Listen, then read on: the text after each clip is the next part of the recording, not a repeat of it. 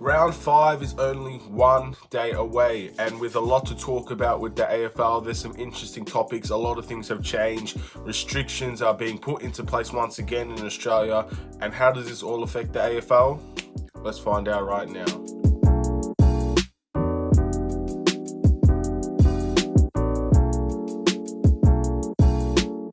What's up everybody, it's Aidan Sports Show. Welcome back to another video. This is going to be an AFL Round 5 match prediction where I go through every single team that are playing in Round 5. I give my predictions and then down the line we make a reactions video and we see how many that I get right. So obviously before we get started, please like and subscribe to the Aidan Sports Show YouTube channel. Turn notifications on. Let me know in the comments below which team do you think is going to win in the AFL this week. If it's your team, let me know and tell me why. I'd really like to know. Also, down the line when I make the reaction video, the review, let me know how many predictions you get right. Of course, it's an ongoing process with the AFL. It's coming quick and fast, but we're all excited, and even with changes and regulations being put back into place, the AFL is still going, and that's always going to be a positive in my eyes. So without further ado, let's jump into it. The first game I want to talk about is Carlton and St Kilda. Obviously the game that's happening tomorrow night. Very big game. I've got my eyes set on that game. I can't wait to watch it. Two teams that I really enjoyed to watch. St Kilda have performed extremely well in this in this season so far. But they have lost to quite a few teams you'd expect they shouldn't lose to. But they've also beaten teams you didn't expect them to beat, like Richmond. Carlton, again, have won 2 in a row. They've looked pretty decent, but they give up leads. And I feel like with Carlton, that's only going to work with a few teams, and Geelong was definitely one of those teams, and then also Essendon as well. They even came back against Melbourne. I just don't know with this game, to be honest. It looks like it's going to be St Kilda the favourites, and I'm going to pick St Kilda here. Blues fans, I hope you're not too disappointed, but I just don't know which way this is going to go. I'm going to pick the team that I believe have the better quality at the moment, and that would probably be St Kilda. Not by much, but it is still better quality. Of course, it's at Marvel Stadium, which is doesn't really play a factor. It is Carlton's home technically, maybe that plays a factor, but again, with no fans, it's basically just an empty stadium. I'm going to pick the Saints here. Next up, we've got... Oh wow, interesting game here. So we've got a rivalry game. We've got Collingwood versus Essendon. Now these two teams have been rivals for years upon years upon years. It seems like Collingwood has a rivalry with everybody. So this is going to be a tough game to decipher as well. But let's be real, guys. If anybody's picking Essendon to win, you're going to be winning a lot of money because Collingwood are the clear favourites. I feel like Essendon always have to show up against rivals. They always have to play well. So it gives them a chance at least. But with Collingwood, you cannot tell me that they should not win this game. If they don't win this game, I'll be extremely stunned.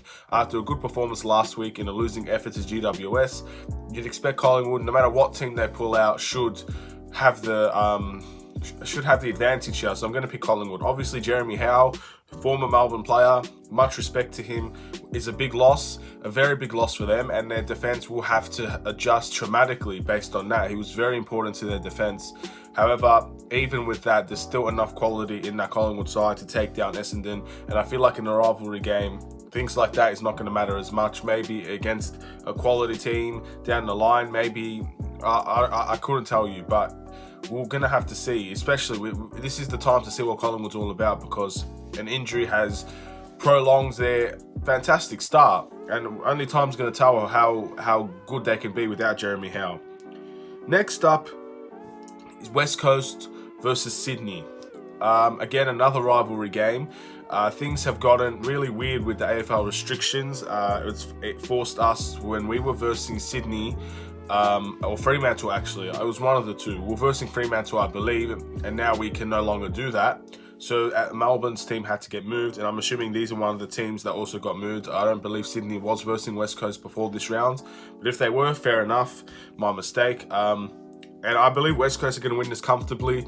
You have to say West Coast wins this comfortably. I don't care how bad you're playing. Sydney are not a great team, and if you end up losing to Sydney, you're in big trouble, like really big trouble. That's season threatening, in my eyes at least, especially when you're at the Metricon Stadium. You're basically at your own home. Sydney have to travel to you, so there's no excuse to lose this game. You could say not playing in the Optus Stadium, not playing in Perth was an excuse. Now there's no excuse. It's time for them to act up and to win some games, and Sydney needs to be the starting point. Otherwise, their season's gone downhill tremendously fast. Next up, Gold Coast versus Geelong. Oh my. This is tough. If you look at Geelong, they did not play great last week. And if you look at Gold Coast, they didn't play great either, but they got the win, and Geelong also got the win. This is going to be at Geelong's home ground, which makes it very tough for Gold Coast to go over there and win. Gold Coast are higher up on the ladder. I believe they're third or second. It's interesting. I can't really decipher this one, It's tough. Again, if you're looking at the favourites, Geelong are the favourites, and Gold Coast have played some fantastic football. Last week exemplified or cancelled. Besides that, they've had amazing football. Nearly losing to Fremantle doesn't really help their cause here, but I'm going to pick Geelong.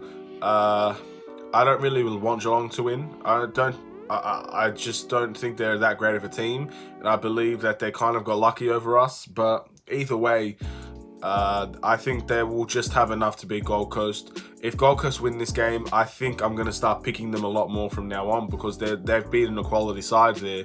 Even if they don't play at their greatest, if they can beat Geelong and make a statement in doing so, then I think a lot of people are going to start turning their heads on Gold Coast and thinking this team's the real deal now. And I guess that's their mission to prove. Losing one game's not going to really change my mind on them, but beating Geelong, winning 4 straight, that's a big statement to the AFL. Next up, we've got the almighty Western Bulldogs versus North Melbourne. And to be honest, I don't think this game's going to be very close at all. I think one of the Western Bulldogs players did injure himself last game. He's going to be out. But that happened with every team basically last round. I'm still going to pick Western Bulldogs here. Clear favourites. North Melbourne, a team that I don't know what to expect. When I say I don't think it's going to be close, it's because I really think a team like North Melbourne probably can't handle Western Bulldogs midfield, can't handle the forward line that much. But if they can go and attack them, then I think Western Bulldogs are definitely vulnerable in the defence. So it just all depends on the way that North Melbourne approach this game. If they can approach this game with a good attitude, then I think they'll be just fine and they might get this game close. But if they decide to actually losing the midfield battle and Western Bulldogs are dominating all the ball, pushing it forward, then I don't think North Melbourne will be able to cope with it. To be honest, that's just my opinion. Yeah, look, I don't know much about North Melbourne, but that's just kind of the situation I'm at the moment. So let's see what happens. Next up, the Brisbane Lions versus Port Adelaide. This is tough. Okay, so this is where we have to take the Gabba as a situation that is an advantage for Brisbane. They are playing at the Gabba. They're playing at their home. Port Adelaide have to come to the Gabba. Very tough to win over there at the Gabba. Again, it's like a force there. It is a force. Even when there's no fans, it's still, you're going to Brisbane, and it's going to be tough for Port Adelaide. Obviously, Port Adelaide are first. They haven't lost a game yet. Brisbane have lost a few games, but this is tough. I am going to pick Port Adelaide. I'm going to pick Port Adelaide because I truly believe that they're a better team than people think, and I hope that this is the game they can prove it. Beating West Coast is a game that can prove it, but West Coast are out of form, so people put an asterisk on that. Beating Gold Coast, obviously. Beating Adelaide, obviously. Beating Fremantle, obviously. They didn't have many teams there that were good enough to say Port Adelaide are the real deal. If they can beat Brisbane, they're going to prove that they're the real deal. And I think that's going to happen. I think it's going to be very close. I think it's going to be tight. I think there's going to be a good amount of goals being scored in this game. Brisbane have veteran leadership in their squad. Port Adelaide are very well rounded. I think this is a perfect game in my eyes, and I'm going to watch this game because I feel like it's going to be a great game of football, to be honest. Yeah, it's very unpredictable. And speaking of, one team, unless this is a draw, one team is going to get their absolute first victory. Adelaide versus Fremantle is next up on the agenda today. And, man, look, honestly, I'm telling you now, I think Adelaide are going to win this game. Now, Adelaide, again, it's at Metricon Stadium. Fremantle obviously have to travel over. Adelaide also have to travel over, so there's not much of an advantage there for either team. I don't. It's difficult because with Fremantle, I believe Nat 5 is going to be out, so that's their best player gone. But they definitely have a better forward line, and they definitely have better players. So people can go Fremantle, and honestly, I would say, you know what, you're probably right. But I'm going to pick Adelaide because last week's second half, even though they were tremendously shit when it comes to Brisbane actually getting scoring opportunities, that third quarter gave a glimmer for me. I don't know. Actually, scratch that. I'm picking Fremantle. To be honest, I can't find the reason. I tried my hardest to find the reason to pick Adelaide. I tried, man. I can't bullshit myself, man. I'm picking Fremantle. At the end of the day, it's nothing personal. I just don't think Adelaide are all that great. If they end up winning, I'm going to be so sad because I basically just changed my mind in this video. But I have to pick Fremantle, man. Even with Nat 5 out, I still think they're a much better team, much better structure, fast pace. Obviously, Jesse Hogan back is a good thing for the Fremantle Dockers. So why not pick Fremantle, man? Even with their best player out, I still believe that they're going to have that opportunity to go and win.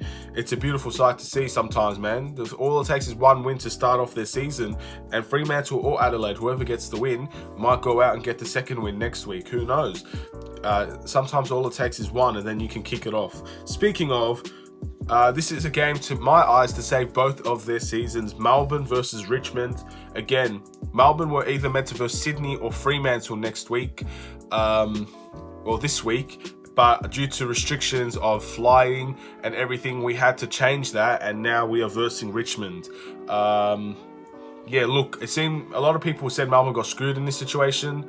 And again, it seems like it's always Melbourne that's getting screwed, but that's just a biased fan talking. Honestly, I can't say there's much of a difference between Richmond and Melbourne. At the end of the day, it happened to both teams, so it's a fair matchup in my eyes, to be honest. We didn't expect to verse Richmond. Richmond didn't expect to verse us. So anybody that's saying that we got screwed, I think it's not really that important if we got screwed or not, because at the end of the day, Richmond got screwed as well. So it doesn't matter to me, to be honest. But this is going to be a very tough game for Melbourne to overcome, mainly because we're used to being a better midfield and better defensively than a lot of our teams. Maybe definitely in the midfield. Defensively, we're just slightly, in my opinion, slightly above average. But in the midfield, we are usually the most dominant team. I don't know if I can say that when we play Richmond, because they have a tenacity that Melbourne don't. What I do think both teams have is a struggling forward line. But Melbourne don't have a lot of bigs. We're going to have to rely on Lever. We're going to have to rely on Stephen May. But other than that, a lot of our defenders are smalls, and that could really, really set us up for failure. So we're going to have to pick a lot of tall players. People are saying Tom McDonald should go back into the defense. It's a good shout. Maybe Oscar McDonald comes back into the team. I'm not really sure how we're going to switch this around. This wasn't an issue with Sam Frost in the team, but unfortunately he went off to do his own thing at Hawthorn, and now we're kind of left as a short defensive line, and Richmond have big tools and great markers on their team. But it's going to be difficult. I do see Richmond beating us, unfortunately. Melbourne fans, again, sorry for not picking you guys, but you have to understand the reasonings behind it, man. If you're looking logically, Melbourne's forwards are a bunch of smalls, and Richmond's forwards are a bunch of bigs. I think it's a mismatch on both sides. Melbourne's forward line might not work well if Tom McDonald isn't playing forward, but even if he is, we don't have any bigs at all that can actually go and get a mark. We need to kick short, and unfortunately, I don't see the system changing from Geelong to Richmond within a week. I don't see it happening. No way do I see that happening. So unfortunately, we're going to be booting along to a bunch of small players and hoping that they can take speckies. And hopefully Tom McDonald can grab a mark or two. That's what we're hoping for. And unfortunately, if we're going to keep playing like that, we're not going to get very far, especially with a team of the quality of Richmond, the pressure of Richmond. But close game, I do see this being a very close game. I don't think this is a write-off game. I don't think that this is going to be relatively a one-team type of game. I don't think we're going to get steamrolled, but I do see us not being able to score goals, and that's going to be our biggest flaw. So I'm picking Richmond to win, unfortunately. Sorry, Melbourne fans. It hurts me as much as it hurts you to probably say it, but if you think deep down to yourselves, I think a lot of people will agree with me, but they just don't have the heart to say it. That's fair enough. Look, again, maybe people don't call me a Melbourne fan because I always go against my team. I'll go with my team when I feel like the team's right and we can play well. And unfortunately, we're just not that team anymore. Next up, the Giants versus Hawthorn. Now, this is obviously at the Giants Stadium. And I'm going to pick the Giants. A fantastic win against Collingwood. Ended up elevating them into a momentum factor, in my opinion, that can keep them going to win games. Hawthorn, I think, is the perfect opposition because we're going to see if this is a fluke for the Giants or not. If Hawthorn can go over to them and beat them at their home, then maybe the win against Collingwood is a fluke. But if they beat Hawthorn comfortably, the Giants, then it just shows that the momentum's going to keep rolling and maybe they've saved their season because they were a team that were underperforming as well. I don't even think they were in the 8 by round 4. So maybe round 5 is going to be something different. We're going to see. And that's all the games for the AFL of round 5. Did I pick your team to win? If I did, let me know in the comments below. If I didn't, tell me the team that you go for. Explain why you think you're going to win. If you think you're going to win, let me know. And just anything that you think about this round 5 predictions, let me know in the comments below. Thank you guys for watching. Please like and subscribe if you're new to the Aidan Sports Show YouTube channel. Turn notifications on. Sorry for wearing a hat the whole video. My hair's a mess, but you guys don't need to see that. Well, you can already see it a little bit. But anyway, yeah, have a wonderful and safe day, guys. Stay tuned for the match reactions that will come the Monday or Tuesday. If any game's being played on Monday, I doubt it. Sunday. So Monday match reactions will come. Stay tuned for that. Take care.